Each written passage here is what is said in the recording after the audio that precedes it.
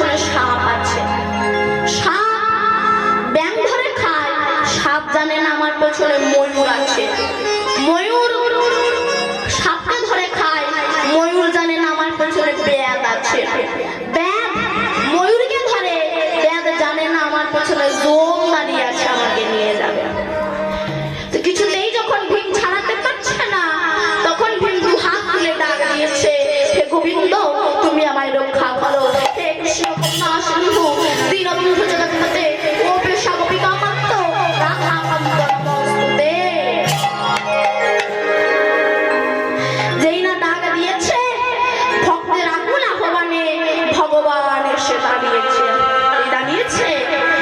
সেই সাপ ভীমকে ছেড়ে গোবিন্দের চরণ গিয়ে আষ্টে পৃষ্ঠে জড়িয়ে ধরেছে।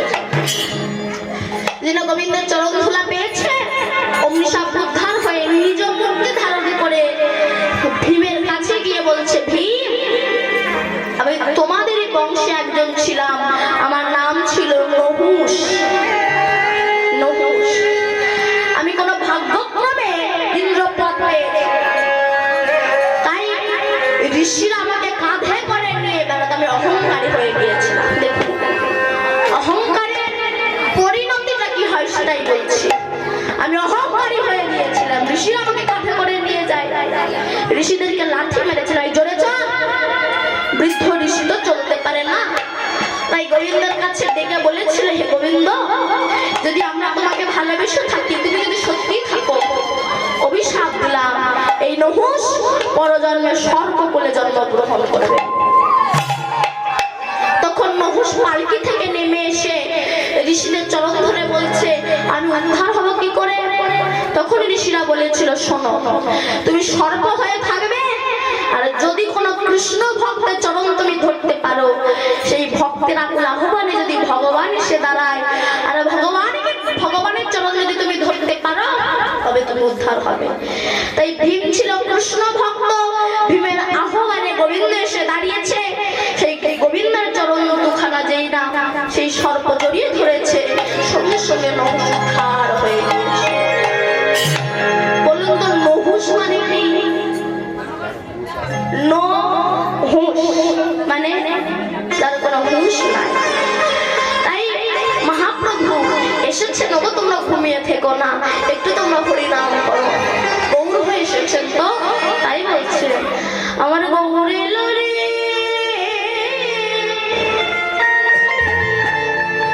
এই সোনার নদিয়া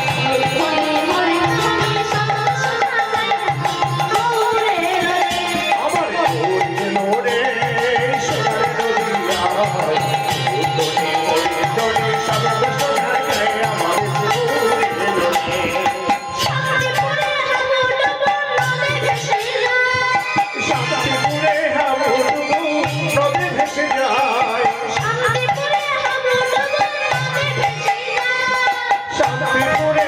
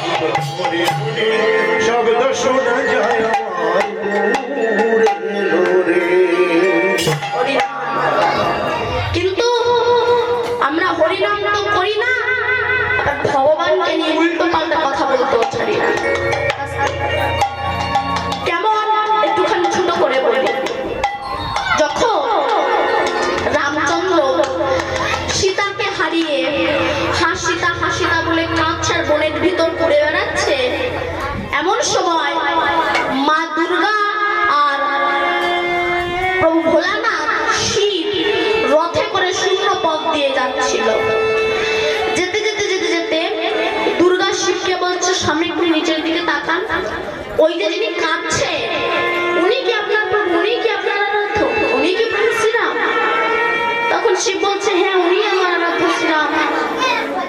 দুর্গা বলছে তা আপনার ভগবান কেমন ভগবান যে নিজের বউকে হারিয়ে কাঁদছে?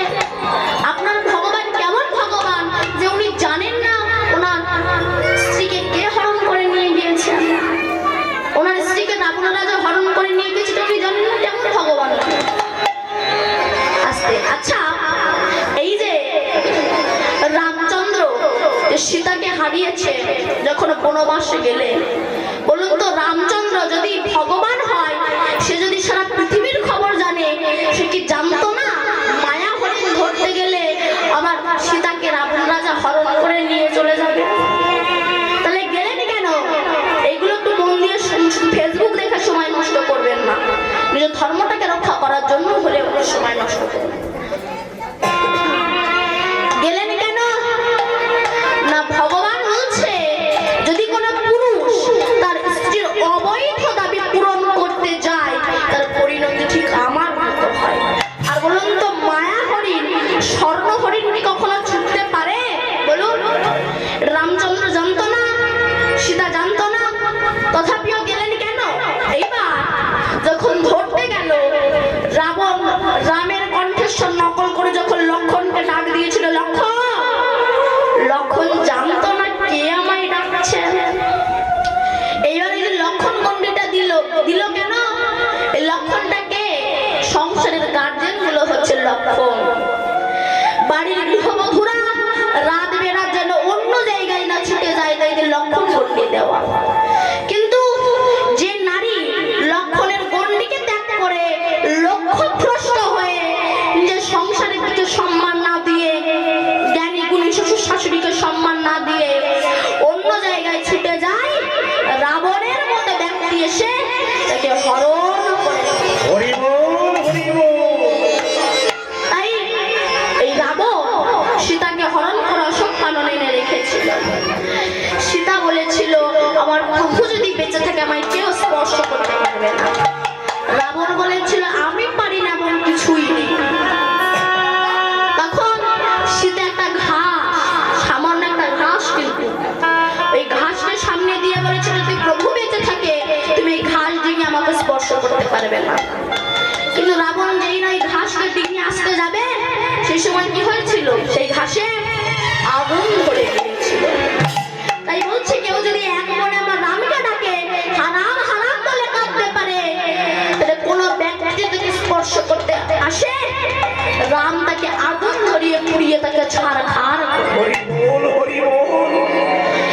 এইবার এই রামচন্দ্র যখন সীতাকে হারিয়ে কাঁদছে, এবার বলবে রাম ভগবান হয়ে বউ হারিয়ে কাঁদছে বলে না। সীতাটা কে? সীতা হচ্ছে ভক্তি, আর সেই ভক্তি টানেই ভগবান ছুটে আসে। তো সেই ভক্তি হারিয়ে গিয়েছে বলে ভগবান কাঁদছে। যখন কাঁদছে সীতাকে হারিয়ে, দুর্গা বলছে তোমার ভগবান কেমন ভগবান? তোমার ভগবানকে আমি পরীক্ষা করতে যাব। শিব বলছে দুর্গা সাবধান, পরীক্ষা করতে যেও না। কেন? ছাত্র হয়ে মাস্টারকে পরীক্ষা করতে যেও না, শিষ্য হয়ে গুরুকে পরীক্ষা করতে যেও না। তুমি জিজ্ঞাসা করতে পারো, পরীক্ষা করতে যেও না। দুর্গা কোনো কথা শুনলে ওই সীতার রূপ ধারণ করে প্রভু রামচন্দ্রের সামনে এসে বলছে প্রভু আপনি কাঁদছেন কেন? আমি দেখছি যে আপনি আমায় কত ভালোবাসেন, আমি তো গাছের আড়ালে লুকিয়েছি। যেই বলেছে রামচন্দ্র চোখের জল মুছে নিয়েছে। মা দুর্গা এবার মনে মনে ভাবছে হয়তো রাম আমায় চিনতে পারিনি, মনে করেছে আমি সীতা। কিন্তু রামচন্দ্র চোখের জলটা মুছে নিয়ে হাত জোর করে বলছে মা আপনি ভালো আছেন তো? আপনার স্বামী ভোলানাথ কেমন আছে? দুর্গা বলছে মানে মানে মানে আমি যে সীতা, মেয়েটা তুমি কি করে বুঝলে? আমার তো সীতার মতো রং, সীতার মতো ঢং, সীতার মতোই চুল, তুমি কি করে বুঝলে আমি সীতা নই?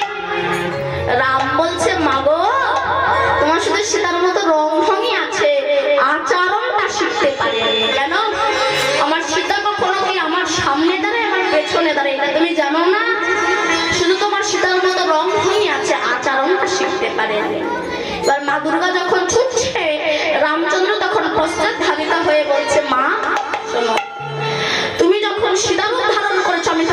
দিচ্ছি। আগত কলিযুগে গৌর অবতারে আমি যখন গৌর হয়ে নদিয়ায় যাব, আর তুমি যাবে, তুমি মা দুর্গা, তুমি কলিযুগে যাবে, তোমার নাম হবে সীতা ঠাকুরানী। অদ্বৈত আচার্যের স্ত্রীর নাম হচ্ছে সীতা ঠাকুরানী। এই জন্য অদ্বৈত আচার্যের একটা নাম হচ্ছে সীতা নাম। সীতা ঠাকুরানীর স্বামী তাই সীতা নাম।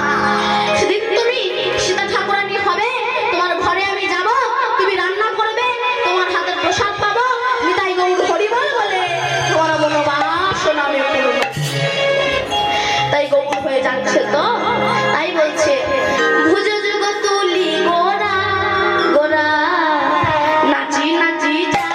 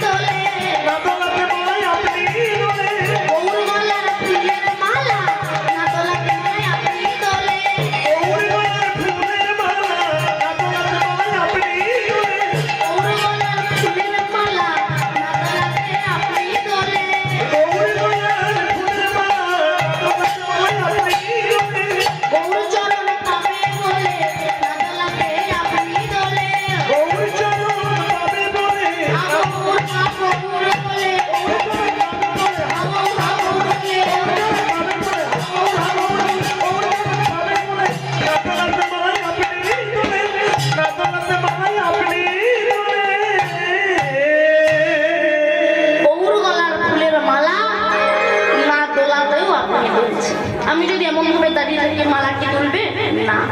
তথাপিও গৌর গলার ফুলের মালা তুলছি কেন? গৌর চরণ পাবে বলে। ফুলগুলোর মধ্যে কৃষ্ণ প্রেম জেগেছে, কিন্তু আমাদের মধ্যে কৃষ্ণ প্রেম জাগলো না। কৃষ্ণ নাম করি না, আর রাধা কৃষ্ণ সম্পর্কে নিয়ে উল্টো পাল্টা ব্যাখ্যা কথা বলে যায়। আমি আরেকটুখানি বলে তারপর আমি লীলার ভিতরে প্রবেশ করছি। জয়নিতাই শুধু ভক্তমণ্ডলী এবং ভক্তিমতী মায়েরা, বাড়ির গৃহস্বামীর পক্ষ থেকে অন্ন প্রসাদের ব্যবস্থা আছে। বাড়ির গৃহস্বামীর পক্ষ থেকে অন্ন প্রসাদের ব্যবস্থা আছে। তাই লীলা কীর্তনের শেষে আপনারা প্রত্যেকেই অন্ন প্রসাদ পাবেন। দয়া করে কেউ যেন অভুক্ত অবস্থায় ফিরে যাবেন না, প্রত্যেকেই। শোনো, যখন রামচন্দ্র বনবাসে যাবেন, চলে যাবেন, এমন সময় মা সীতা প্রভু রামের কাছে এসে বলেছিল, হে প্রভু রাম, স্বামী তুমি তো বনবাসে যাচ্ছ, ওখানে তোমার কত কষ্ট হবে, আর আমি তোমার স্ত্রী হয়ে রাজ পালঙ্কের উপরে শুয়ে থাকবো, রাজ সিংহাসনে বসবো, অমন স্ত্রী আমি হতে চাই না, আমিও তোমার সঙ্গে বনবাসে যাব। কি পারবেন এমন স্ত্রী হতে? এখন তাই এসি কিনে না দিলে ঝগড়া পায়। বলছে ওখানে তোমার কত কষ্ট হবে, আর আমি তোমার স্ত্রী হয়ে রাজ পালঙ্কের উপরে শুয়ে থাকবো, অমন স্ত্রী আমি হতে চাই না, আমিও তোমার সঙ্গে বনবাস। আপন ভাই লক্ষণ সে গিয়ে বলেছিল, দাদা তুমি বনবাসে যাবে, বনে বনে ঘুরে বেড়াবে, কত কষ্ট হবে, আর আমি তোমার ভাই হয়ে রাজ পালঙ্কের উপরে শুয়ে থাকবো, রাজ সিংহাসনে বসবো, রাজভোগ গ্রহণ করবো, অমন ভাই আমি হতে চাই না, আমিও তোমার সঙ্গে বনবাসে যাব। রাম বলল, আমি অনুমতি দিতে পারবো না, তুমি যাও। মা সুমিত্রা যদি তোমায় অনুমতি দেয় তবেই তুমি যাবে। লক্ষণ মায়ের কাছে গিয়েছে, মা দাদা তো বনবাসে যাচ্ছে, তুমি আমাকে দাদার সঙ্গে বনবাসে যাওয়ার অনুমতি দেবে না? তো মা সুমিত্রা বলেছিল, বাবারে লক্ষণ, যে মায়ের গর্ভের সন্তান কৃষ্ণ ভক্ত হয়, কৃষ্ণের সেবক হয়, রামের সেবক হয়, সেই মায়ের গর্ভ ধন্য, আর সেই মায়ের সন্তান হতো। হরি বল হরি বল। কিন্তু যে মায়ের গর্ভের সন্তান সুল্লুখর হয়, দাঁতাল মাতালে চরিত্রহীন হয়, ও মায়ের গর্ভ নয়কে ভাগাড় বলা হয়। ভাগাড়ে যত শিয়াল কুকুরের জন্ম হয়, আর প্রকৃত সৎ চরিত্রবান মায়ের গর্ভে কৃষ্ণ ভক্তের জন্ম হয়। তা আজ আমি তোমার মা আছি, কাল হয়তো থাকবো না। তাই আমি চাই, আমি যেন দেখতে পাই আমার প্রাণ থাকতে থাকতে তুমি প্রভু রামের চরণের সেবায় চলে গিয়েছো। লক্ষণ ভাবছে মা অনুমতি দিলেও আমার স্ত্রী উর্মিলা নবাব পরিণীতা বধূ সবে নতুন বিয়ে হয়েছে, সে তো আমায় অনুমতি দেবে না। মহাপ্রভু যখন লক্ষ্মীপ্রিয়াকে বিবাহ করে সিলেটে বেড়াতে গিয়েছিল, লক্ষ্মীপ্রিয়া সে সময় প্রাণ হারিয়েছিল। আমরা বলি সাপে কামড়িয়ে না, বিরহ সাপে কামড়ে লক্ষ্মীপ্রিয়ার মৃত্যু হয়েছে। এদিকে উর্মিলা জানতে পেরেছে যে আমার স্বামী থাকবে না, ও রামের সঙ্গে বনবাসে যাবে। তাই হাতে একটা প্রদীপ ধরিয়ে অবনত মস্তকে মাথাটা নিচু করে দাঁড়িয়ে আছে। এদিকে লক্ষণও যখন মাথা নিচু করে আসছে, উর্মিলা বলল, স্বামী তুমি মাথা নিচু করে এসো না, মাথা নিচু করে এসো। কেন? আমি গরবিনী যে আমার স্বামী রামের সেবায় যাচ্ছে, তুমি মাথা নিচু করে এসো না, মাথা উঁচু করে এসো। মহাপ্রভু যখন বিষ্ণুপ্রিয়াকে বিবাহ করে মাত্র 24 বছর বয়সে সন্ন্যাস ধর্ম নিয়েছিল, তারপর জানে প্রভু আমার একদিনের তারা অদ্বৈতের পরে এসেছে। সবাই নিমাইকে দেখতে যাবে, নিমাই সবাইকে অনুমতি দিয়েছিল, সবাই আমাকে দেখতে আসা অসুবিধা নাই, কিন্তু একজনা যেন না আসে। সে কে বলুন তো? বিষ্ণুপ্রিয়া। নদিয়ার নরনারী যখন চলে যায়, বিষ্ণুপ্রিয়া ঘরের এক কোণে বসে বসে চোখের জলে ভেসে যায়। নদিয়ার নরনারী বলেছিল না, বিষ্ণুপ্রিয়া তোর মতো ভাগ্যহীনা বুঝি জগতে নাই। কেন? নিমাই সবাইকে যেতে বলেছে, তোকে যেতে বারণ করেছে, বলতো তোর মতো ভাগ্যহীনা কি জগতে আছে? বিষ্ণুপ্রিয়া চোখের জল মুছে বলেছিল, বাজে কথা বলিস না, আমার মতো সৌভাগ্যবতী রমণী বুঝি আর জগতে হয় না। কেন না, যে মানুষটাকে দেখার জন্য হাজার হাজার মানুষ ছুটে আসে, সেই মানুষটা তো হাজার হাজার মানুষের নয়, সে তো আমার মানুষকে দেখার জন্য যদি হাজার মানুষ ছুটে আসে, বলতো আমার মতো সৌভাগ্যবতী রমণী আর আছে কোথায়? বিষ্ণুপ্রিয়া বলেছিল, আমার মতো সৌভাগ্যবতী রমণী আর কোথাও নাই। তাইতে উর্মিলা বলেছিল, স্বামী আমি গরবিনী যে আমার স্বামী রামের সেবায় যাচ্ছে, তুমি মাথা নিচু করে এসো না, মাথা উঁচু করে এসো। তবে আমি কথা দিলাম, তুমি যতদিন না ফিরে আসবে এই প্রদীপটাকে আমি নিভতে দেব না। ব্যাস চলে গেল। এবার ঘাত প্রতিঘাত আঘাত লাঞ্ছনায় অতিবাহিত হতে লাগলো। কিন্তু যদি রাবণের পুত্র মেঘনাথ লক্ষণের বুকে শক্তিশালী বাণ মারল, লক্ষণ পড়ে আছে, এদিকে রামচন্দ্র ছুটে এসে লক্ষণের মাথাটা নিয়ে নিজের চরণের উপরে রেখে দিয়েছে। আর কোথাও জায়গা পেল না, চরণের উপরে রাখলো কেন? কি বুঝলে? এবার চরণের উপরে রেখে দিয়েছে, হনুমান গলে পিত বসন দিয়ে বসে আছে। রাম বলছে, হনুমান এটা লক্ষণের অপরাধের প্রায়শ্চিত্ত, এটা হচ্ছে আমার একজন ভক্তের অভিশাপ। রামের একজন পরম ভক্ত ছিল, নাম তার শবরী। ছোট জাতের মেয়ে, তো হরিজন ফ্যামিলির মেয়ে, কিন্তু যারা বৈষ্ণব হয় তাদের মধ্যে কোনো জাত পাতের বিচার হয় না, যারা অবৈষ্ণব হয় তাদের মধ্যে জাতের বিচার হয়। তাই শবরী নিজেকে কৃষ্ণ ভক্ত ভেবে, রাম ভক্ত ভেবে বন থেকে ফল পেড়ে কামড়ি কামড়ি যে ফলগুলো খেতে ভালো সেগুলোকে রেখে দিত, আর যেগুলো ভালো না সেগুলো ছুঁড়ে ফেলে দিত। কেন? রাম আসবে, রাম খাবে। আবার শবরী মনে মনে ভাবছে, সন্ন্যাসী মানুষ তো খালি পায়ে আসবে, যদি আমার রামের পায়ে কিছু ফোটে, তাই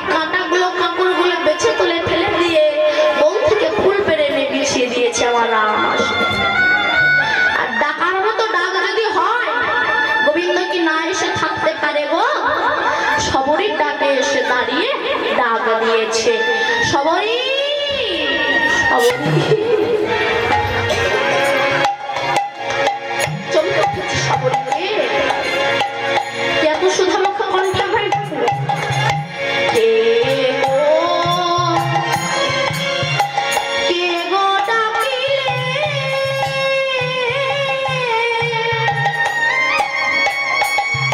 আমায় সবরী সবরী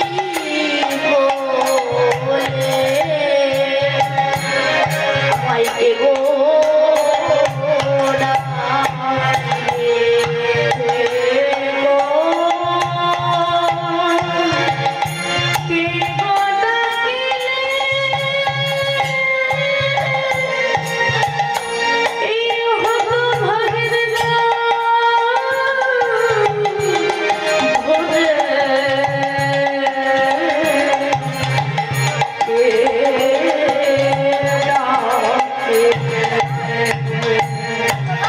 আমি রাম।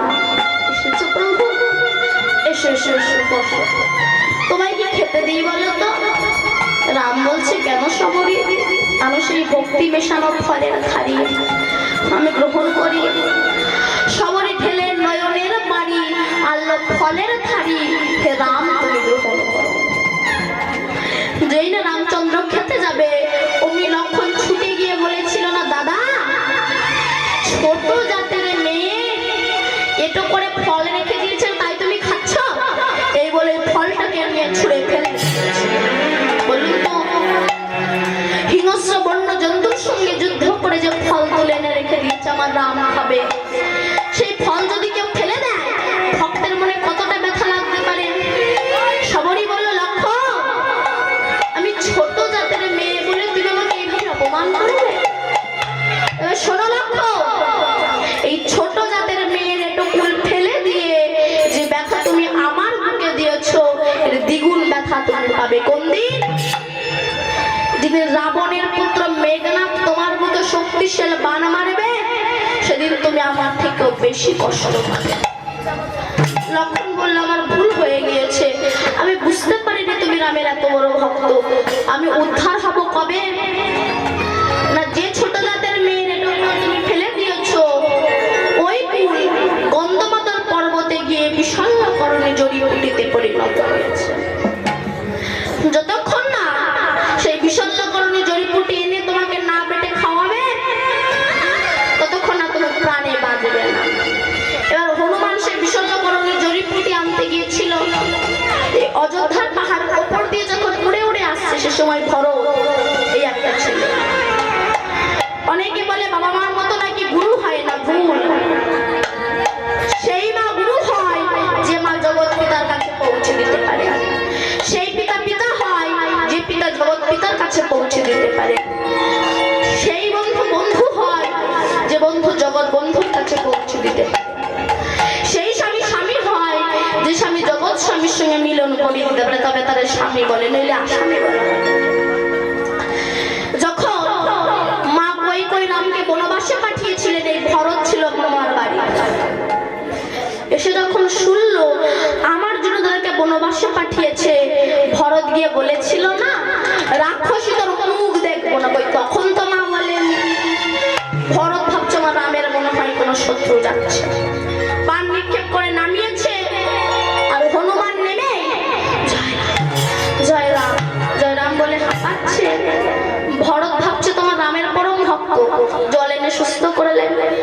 হনুমান বলল, জানো ভরত, লক্ষণের বুকে না মেঘনাদ শক্তিশাল বাণ মেরেছে, আমি যদি সূর্যোদয়ের আগে এই বিষণ্ণকরণে জড়িবুটি নামিয়ে পৌঁছাই লক্ষণ আর প্রাণে বাঁচবে না, রামচন্দ্রের চরণে শুয়ে আছে। সে সময় লক্ষণের স্ত্রী নাম কি বলেছিলাম বলুন? উর্মিলা। হাতে সেই প্রদীপটা ধরিয়ে এক পাশে দাঁড়িয়ে দাঁড়িয়ে মুচকি মুচকি হাসছে। হনুমান বলছে, উর্মিলা তুমি কি পাগলিনী হয়েছো? কেন তোমার স্বামী মৃত্যু সজ্জায় সহিত তুমি হাসছো? উর্মিলা তখন বলছে, হনুমান আমি হাসছি কেন জানো? শোনো হনুমান, তোমার মূর্খামি দেখে আমি হাসছি। কেন বলো তো হনুমান, যার মাথা রামের চরণে থাকে তার কি কখনো মৃত্যু হয় নাকি?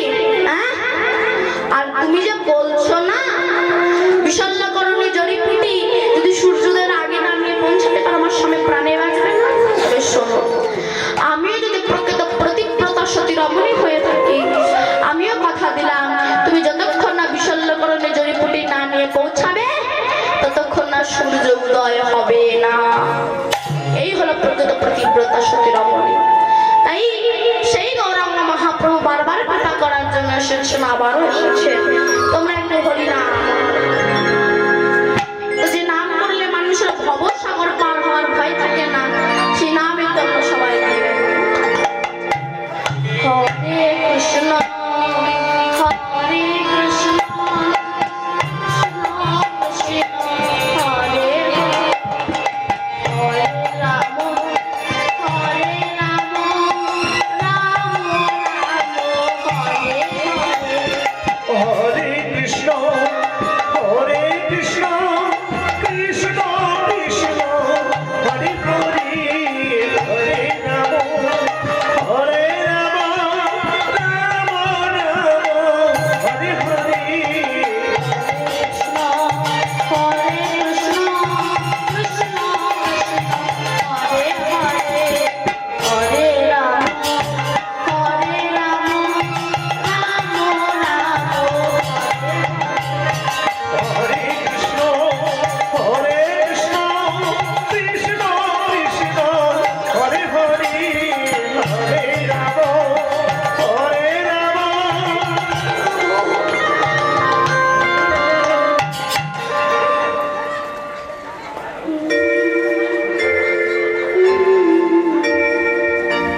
খাইছেন না?